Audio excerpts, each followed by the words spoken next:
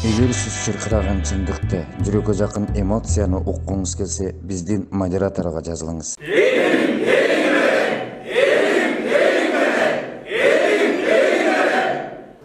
Урматтуу калайык калк, эл журт, элди ынтымакка чакырды.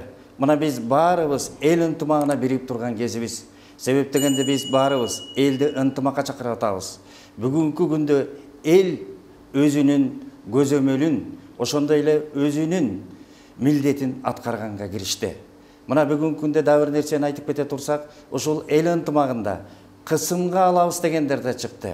Бирок элдин сөз эркиндиги эч убакта кысымга жол бербейт. Ошондуктан элдин баркынан барктуу башчы болбойт. Калктан ашкан кадырлуу калк башчы болбойт. Ошондуктан биз Кыргыз Республикасынын президенти Садыр Нуркожоевич Жапаровго кайрылып кетет элек.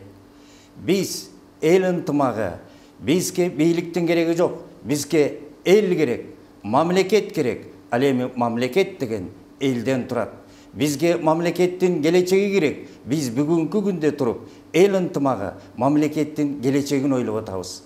Ошондой эле ар кандай сөздөр жана ошондой эле кысымдарга биз жол бербегенге аракет кылабыз. Ошондой эле Кыргыз Республикасынын президенти Садыр Нуркожоевич, сиз дагы сөз эркиндигине кысым кылганды токтотуңуз. Себеп дегенде Кыргыздын кулк мүнөзүндө сөз эркиндиги бар.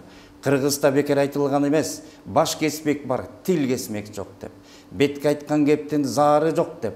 Анысы кандай заары чачкандарды биз заары чачкандарга жол бербейбиз. Мына буга дагы сиз дагы жол бербеңиз. Садыр Нуркожоевич, ошондуктан кысымды токтотуп, биздин эл ынтымагындагы элдин сөзүн сүйлөгөн, мамлекеттин көйгөйүн сүйлөп, жана ошондой эле көргөн маселелердин баарын маселеге айланткан биздин элибиздин үнүн угабыз десеңиз, эл ынтымагынын катышуучуларын кабыл алып койсоңуз да болот. Биз эч убакта митинг, пикетке барбайбыз. Биз өзүбүздүн үнүбүздү мынакей ушул эл аркылуу жеткиребиз. Ошондуктан эл ынтымагынын өкүлдөрүнөн кабыл алып коюңуз. Ошондой эле сөз эркиндигине, маселени, ошондой эле мамлекеттин ичинде маселе болуп аткан, мамлекеттин ичинде көйгөйлүү маселелерди эл айтпай, мен көмүскөдө калтырам дебестен, сиз эл ынтымагынын үнүн угуңуз.